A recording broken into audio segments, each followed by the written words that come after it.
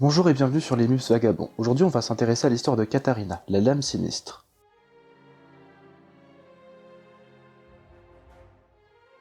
Après avoir désobéi aux ordres de son père, ce qui coûta la vie de nombreux soldats noxiens, Katharina tente de se racheter auprès de Noxus, en assassinant les ennemis de l'Empire.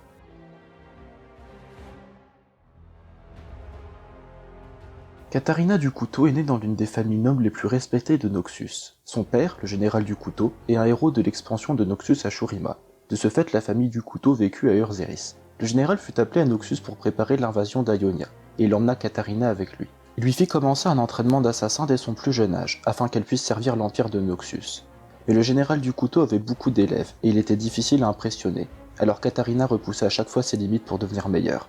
Elle testa des poisons sur elle-même pour augmenter son immunité et sa résistance à la douleur. Elle avait hâte de prouver sa valeur à l'Empire, et son père lui donna sa première chance. Elle devait assassiner un petit officier ennemi du nom de Démétrius.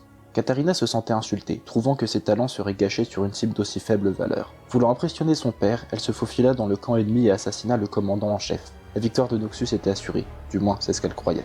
Le lendemain, Démétrius, fou de rage, conduisit une charge contre le campement du général du Couteau, et des dizaines de Noxiens perdirent la vie, et le général s'en sortit de très peu. Il était fou de rage envers Katharina. Elle avait échoué en tant que fille, en tant que soldat et en tant que Noxienne.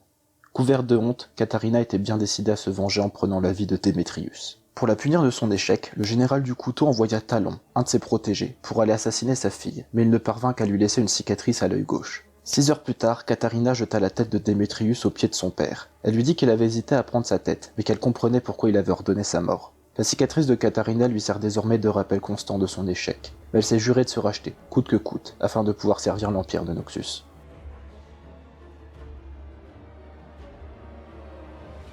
En jeu, nous pouvons entendre Swain et Urgot dire les choses suivantes. I hope your father begged when Swain betrayed him.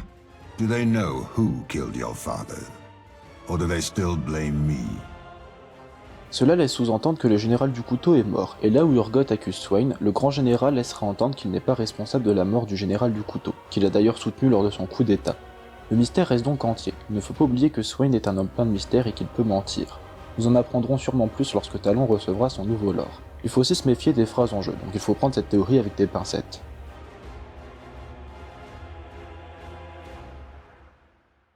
Contrairement à la croyance populaire, Katharina et Garen ne sont pas en couple. Jusqu'à preuve du contraire, ils ne se connaissent même pas encore dans le lore. Nous savons donc que leur relation va arriver, mais il reste à voir comment. Et en parlant de ça, il y avait un projet de cinématique qui aurait raconté la rencontre entre Katharina et Garen. Je vous ai mis le lien dans la description pour voir le storyboard. C'est tout pour cette vidéo sur Katharina, merci de l'avoir regardé jusqu'au bout, et on se dit à la prochaine.